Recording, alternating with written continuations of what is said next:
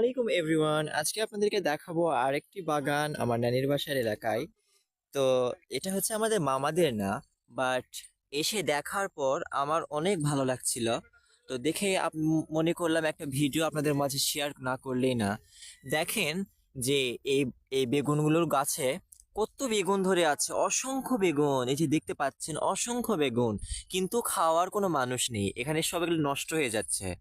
উম, বেগুন গাছে ধরে ধরে ধরে এই যে এরকম পচে নষ্ট হয়ে যায়, কিন্তু খাওয়ার কোনো মানুষ নাই। গ্রাম অঞ্চলে এগুলো তো শাক সবজি বা এগুলো সবজি তো হয়েই থাকে, আপনারা জানেন।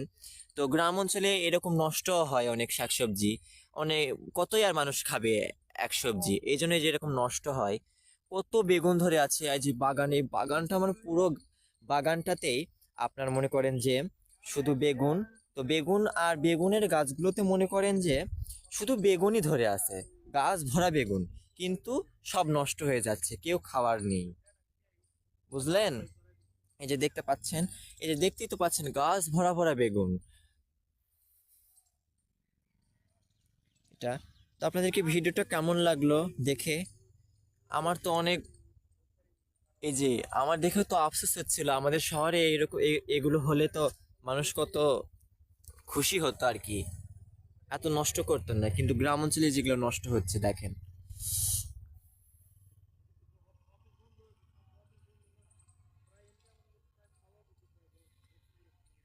আপনাদেরকে আরো একটি চমৎকার জিনিস দেখাবো। এটা দেখার জন্য ভিডিওটা সম্পূর্ণ দেখতে হবে।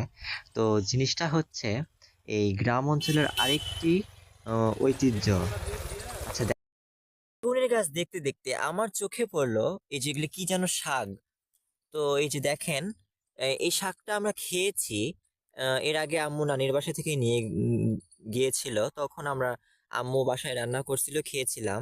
শাকটা দেখে চিনতে পারলাম, কিন্তু শাকটার নাম আমার মনে নাই। আপনারা যারা যারা জানেন কমেন্টে বলবেন শাকটার নাম কি।